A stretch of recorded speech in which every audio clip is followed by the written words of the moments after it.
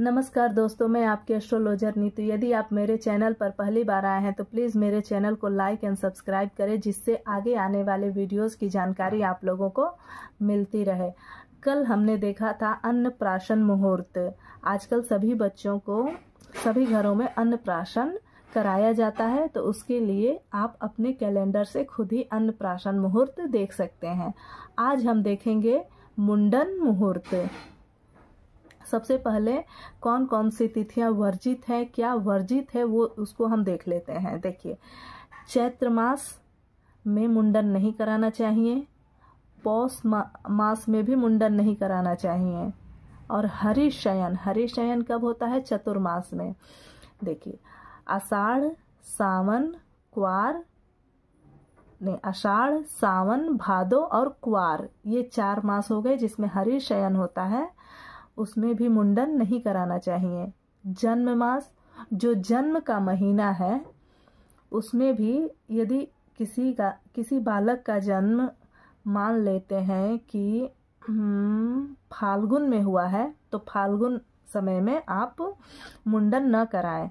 फाल्गुन के महीने में रिक्ता तिथि को, और देखिए अष्टमी और द्वादशी को भी वर्जित है, और रिक्ता तिथि को भी ध्यान दीजिएगा। द्वादशी तिथि, अष्टमी तिथि, अन्नप्राशन में भी मैंने मना किया था, रिक्ता तिथि को भी मैंने मना किया था। तो रिक्ता तिथि कब पड़ती है, मैंने तिथि की जानकारी भी दे रखी है, अब फिर से बताती हूँ। रिक्ता तिथि पड़ती है आपकी चतुर्थी, नवमी और चतुर्दशी को। इन 3 दिन रिक्ता तिथि पड़ती है। समवर्ष जैसे दूसरा वर्ष हो गया, चौथा वर्ष, ऐसे ही सम वर्ष में मुंडन नहीं कराना चाहिए। तो मुंडन कराने के लिए कौन सा वर्ष होता है? विषम वर्ष में मुंडन कराना चाहिए। जैसे कि देखिए, पहले वर्ष में, तीसरे में, 5वें, 7वें, 9वें, 11वें, 13वें, 15वें, ये सब मुंडन के लिए विषम वर्ष आप ले सकते हैं। तो सम वर्ष न लें, विषम वर्ष लें। जन्म तारा किसे कहते हैं, आज मैं इसको डिटेल से बताती हूँ आपको। जिस समय बच्चे का जन्म हुआ है और उस समय की जो कुंडली बनती है, तो चंद्रमा जिस नक्षत्र में होता है उसे जन्म तारा कहते हैं। तो जन्म तारा अवॉइड करना चाहिए। अन्नप्राशन भी नहीं कराना चाहिए, मुंडन भी जन्म तारा नक्षत्र में नहीं कराना चाहिए। और यहाँ देखिए, अनुराधा नक्षत्र एक बहुत ही शुभ और मृदु नक्षत्र है, इसे भी अवॉइड करना चाहिए। अनुराधा नक्षत्र को छोड़ देना चाहिए। बाकी देखिए, ये सारी चीजें वर्जित हैं। इन सबको छोड़ करके जो तिथियां बची, आपकी कौन कौन सी तिथियां बच गई? जया, नंदा, भद्रा, पूर्णा, ये सारी तिथियां बच गई। तो इस तिथियों में आप मुंडन करा सकते हैं। मृदु नक्षत्र लें, क्षिप्र और चर संज्ञक नक्षत्र।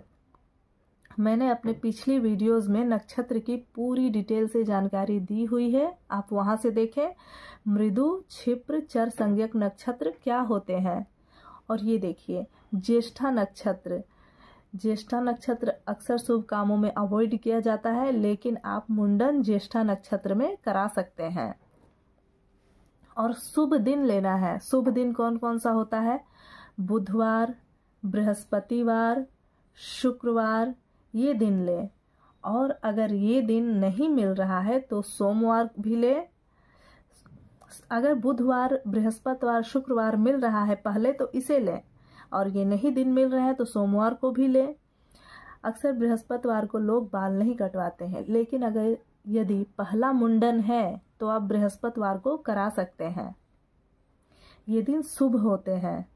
और अच्छे लग्न में, लग्न आपको कुंडली से डिसाइड करना होगा, अच्छे लग्न में मुंडन कराना शुभ होता है। और एक चीज मैं बताना चाहूंगी कि अक्सर नवरात्र का जो समय होता है, उस समय आप किसी भी दिन मुंडन करा सकते हैं। उस समय किसी शुभ तिथि को देखने की जरूरत नहीं होती है। आप बस नक्षत्र देख लें और वार देख लें। सोमवार, सोमवार, बुधवार, बृहस्पतिवार, शुक्रवार, ये वार देख लें और नक्षत्र देख लें और मुंडन करा लें। लेकिन भद्रा का भी विचार करें, भद्रा भी कैलेंडर में देख लें कि किस समय भद्रा नहीं है। और कुछ चीजें वर्जित हैं, इन्हें भी ध्यान से सुने।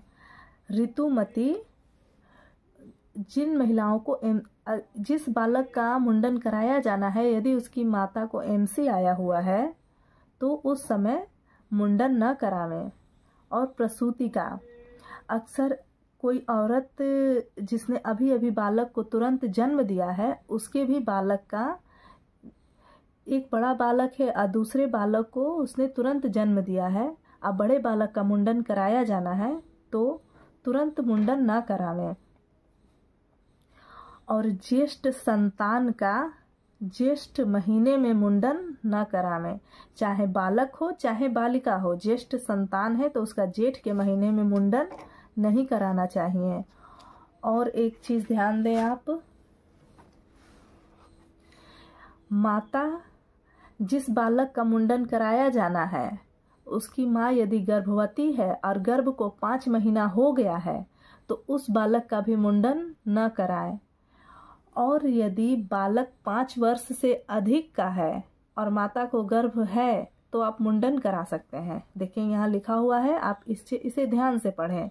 माता के गर्भ को 5 मास से अधिक हुआ हो तो उस बालक का मुंडन शुभ नहीं है। अगर 5 वर्ष से अधिक हो तो माता के गर्भ रहने पर भी मुंडन शुभ होता है। तो ये रही एक छोटी सी जानकारी।